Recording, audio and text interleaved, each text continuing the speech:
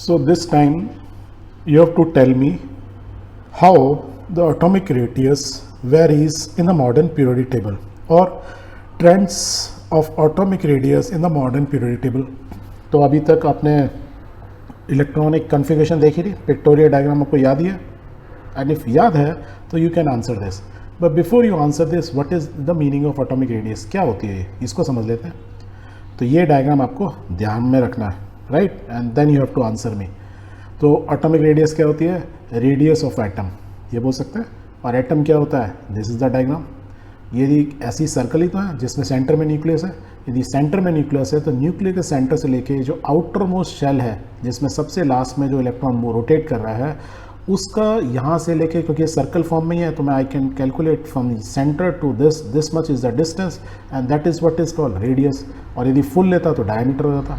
तो this is called the atomic radius, because किसकी, atom की एक रेडियस नापना है, इसलिए उसको क्या बोलते हैं? Atomic radius. और ये एटम्स क्योंकि इतने छोटे होते हैं, इसलिए एग्जांपल के लिए कि हाइड्रोजन एटम की जो रेडियस होती है, it is 37 pm. And what is this 37 pm? New unit आ गई. एम तो होता है मीटर, पी मीन्स क्या होता है? It is pico. तो पीको मीटर मतलब होता है 1 पिकोमीटर का मतलब होता है 10⁻⁻12 मीटर.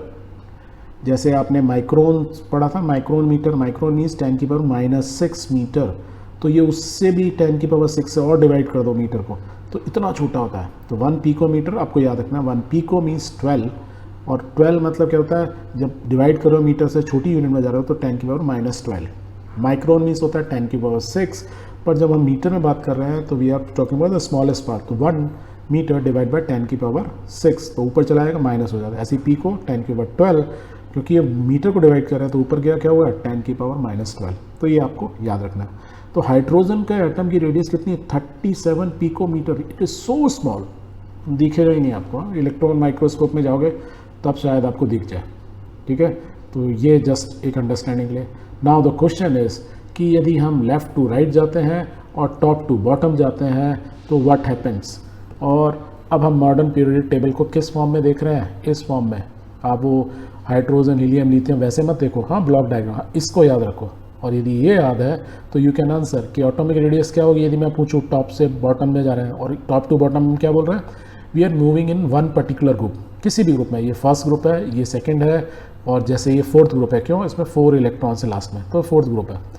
लाइक जैसे ये लास्ट ग्रुप है, इसमें सबसे नोबल गैसेज वाला था.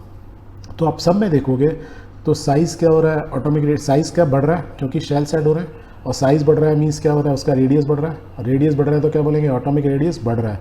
तो वी कैन साइज कि साइज़ जो होता है, एटम्स का साइज़ ऊपर से लेके नीचे जब जाते हैं, टॉप टू बॉटम जाते हैं किसी भी ग्रुप में, तो साइज़ क्या होता है? इंक्रीज़ होता है. अब किसी में देख लो, इन सब में देखो, सब में इंक्रीज़ हो रहा है, राइट.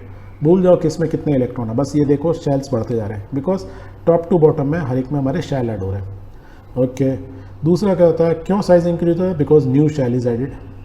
जैसे जैसे हम नीचे जाते जाते हैं, तो ये first period, second, third, fourth में जाएंगे, 4 शेल हो जाएंगे, 5 शेल हो जाएंगे, 6 एंड 7 शेल तक होते हैं. तो resulted in overall increase in atomic radius, क्योंकि धीरे धीरे साइज बढ़ता जा रहा है, शेल्स ऐड होते जा रहा है, तो साइज बड़ा हो रहा है. साइज बड़ा हो रहा है तो इससे तो atomic radius is increasing. Clear हो गया ग्रुप के अंदर. और यदि मैं लेफ्ट टू राइट चलूँगा, that means I am moving in a period, किसी भी एक पीरियड में मूव कर रहा हूँ.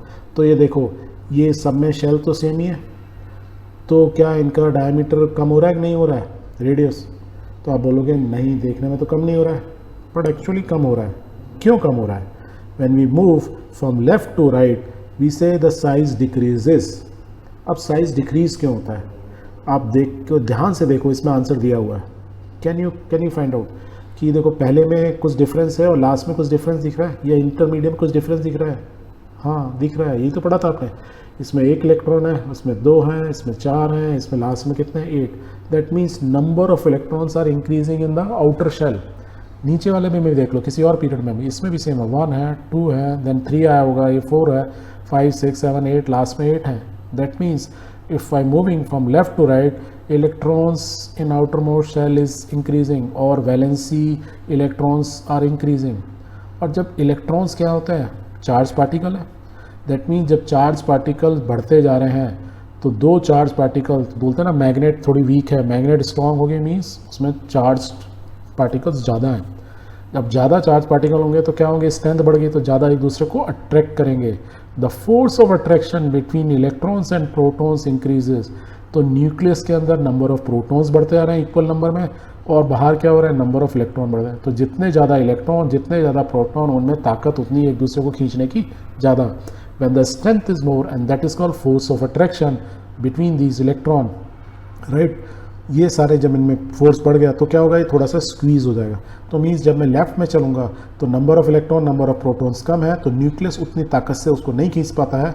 पर जैसे जैसे इलेक्ट्रॉन बढ़ते जाते हैं तो प्रोटॉन भी बढ़ते जाते हैं, तो फोर्स ऑफ अट्रैक्शन बढ़ता है। एज अ रिजल्ट क्या होता है, लेफ्ट से राइट में साइज थोड़ा कम होता जाता है। तो we can say because the number of electron increases in valency shell, as a result the size decreases. ठीक है, ओके।